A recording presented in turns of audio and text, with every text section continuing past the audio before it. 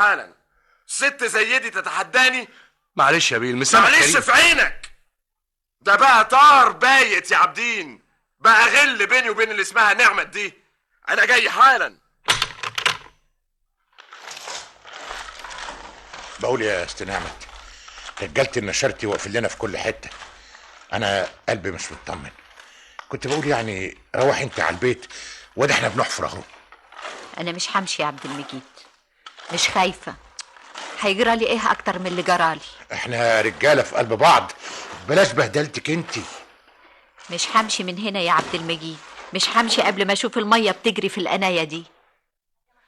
يا محمود، يا محمود، انا صرفت كل التصرفات اللي صرفتها دي من واقع حبي ليك. كنت عايزه انقذك باي شكل من الجوازه دي. انا مهما قلت لك يا راجية ومهما قلت فيكي مش هعرف اعبر لك عن احتقاري لتصرفاتك. كل الخيانات التانية تهون، انما انتي اختي. تحتقرني يا محمود بدل ما تشكرني. انا عمري ما اقتنعت بالجوازه دي، ولا عمري هقتنع بيها. انت ازاي تسمحي لنفسك انك تتدخلي في حياتي بالشكل البشع ده؟ ليه تأذيها وتأذيني؟ ليه؟ كانت عملت لك ايه؟ عملت لك انت، صغرتك وحقرتك. حتى لو خسرتك انا شويه لازم كنت اخسرك عشان تعيش بقية عمرك مستريح. يا محمود افهمني. راجية اتفضلي. ايه؟ انت من اللحظة دي تنسي ان ليكي اخ كان اسمه محمود. اتفضلي. بتطردني؟ طيب يا محمود، اعتقد انك في يوم هتحتاجني، وساعتها مش هتلاقيني جنبك.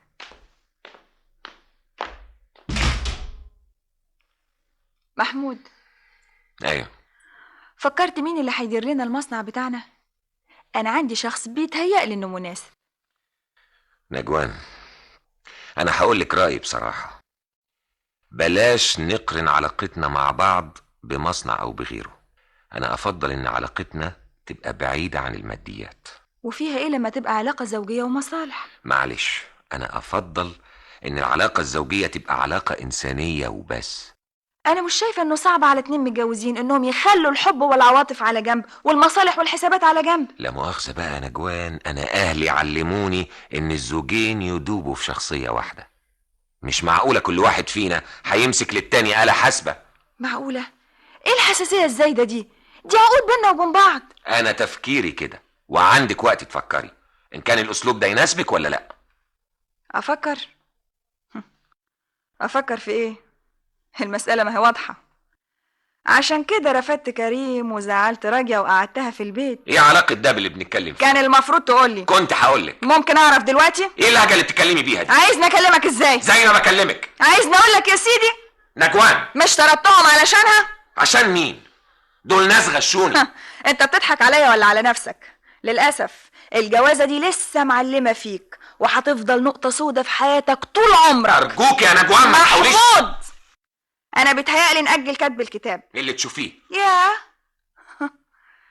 ده انت كنت مستنيها، ما انتش متمسك ولا حاجة. بتقولي هأجل كتب الكتاب، اقولك ايه؟ انا ما انفعكش ولا اي ست تانية تنفعك الا اذا كانت من المستوى اياه. نجوان، اياكي تغلطي. محمود، انا ماشية. مع السلامة. محمود بيوصل، محمود بيوصل. بتقول ايه يا مرد محمود بيه؟ يا اهلا وسهلا يا بيه، يا الف اهلا وسهلا. ازيك يا جمالات؟ ان شاء الله تسلم يا بيه. ازيك يا الفاعل؟ ازاي حضرتك؟ ازيكم يا اولاد كلكم؟ ان شاء الله تسلم، الحمد لله. الله يسلمك. والنبي يا بيه، والنبي احنا برقة يا بيه. انا عارف. فين نعمة امال؟ في الارض هناك، بيقولوا المية قربت توصل، جاي ومعاك الخير. طيب يلا نروح هناك. انت يا واد يا فاح، قول لخالتك ان محمود بيه جه يا ولد. يا خالتي، يا خالتي، يا خالتي، محمود بيوصل. نعمة، ازيك يا نعمة؟ اهلا يا بيه. اهلا سعادة البيت. اهلا يا عبد. يا مرحبا يا محمود بيه. يا مرحبا فتحي. نعمة، انا عايز خليكم انتوا في شغلكم يا جماعه. حاضر حاضر حاضر. يلا يا جماعة شوفوا شغلكم.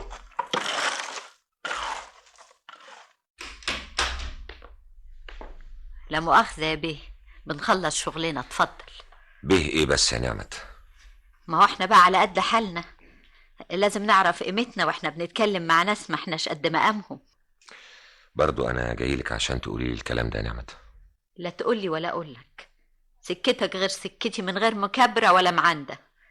اتفضل استلم ارضك لاني ماشية. يلا يا رجاله، كل حي يعمل له همه، خلينا نخلص، امال مش عايزين عطل. الله الله، ما احنا بنشتغل اهو. ايوه يا سي عم مجيد. بص يا سي عم مجيد. ايه؟ ابص على ايه؟ النشرت بندقيته. يا نهار اسود، اللي هيضرب فاسه في الارض هدفنه فيها. اعمل فيه ايه ده؟ عايز نصيحتي يا سي عم مجيد، اوعى تستفزه واوعى تعمل تصرفات تندم عليها. يعني ايه ده؟ انا في ايده سلاح والسلاح يطول. انت وهو سيبوا الفؤوس وامشوا من هنا. نعمت، انا مقدر مشاعرك ومقدر حقك في الغضب، بس برضو ما كنتش متوقع منك كده، لاني دايما منتظر منك التسامح. تجرحني ومستني مني اسامح؟ تفاجئني انك طلقتني وتعرف عليا واحدة تانية واسمع انك اتجوزتها وتقولي اسامح؟ نعمت، اذا كنت انا غلطان فانا برضو ما بعفيكيش من الغلط، لان انت اللي مهدت الظروف علشان الشر يدخل بينا. ياما قلت لك اهتمي بيا كتير، قلت لك خليكي معايا، خليكي دايما جنبي، لاني محتاج لك، وعشان كده انا اخترتك انت بالذات. محتاج لابتسامتك في الصبحيه وطلة وشك قبل ما انام. هو انا الارض اللي كنت مشغولة بيها دي كانت عشان مين؟ ما هي عشانك. كان نفسي اهديك بهدية تعرف قيمتي بيها. انت قيمتك عندي مش في انك تهديني، انت قيمتك في شخصك. شخصي ايه يا سي محمود؟ انا ضعيفة وقلت لك كده في الاول، بدليل ان اول شوية رياح بعطروا حياتنا. اللي بعطر حياتنا لفك ودورانك. لف ودوراني لما داري على اهلي، ما هو عشان اشرفك. والحمد لله، تعالى شوفهم دلوقتي شكلهم ايه. لما اخدوا فرصة بقوا بني ادمين كلهم خير، شالوا الهم كله وصابرين، كافحوا معايا لغاية ما خطينا كل الصعاب. بعد ما كانوا افواه بتاكل بقوا قوة بتدي وبتنتج بني ادمين بحق وحقيقي، مش ناس متزوقين وجواهم مليان شر. بعد كده انت عايزة تمشي؟ طب ليه تحرميهم من ثمرة عرقهم؟ دلوقتي ما بقتش خايفة عليهم، عارفة انهم في اي حتة وفي اي مكان هيبقوا قوة لها قيمتها كمان. نعمت، ويهون عليك تمشي وتسيبيني. ما انت هنا عليك تعمل فيا اللي عملته. احنا محتاجين لبعض.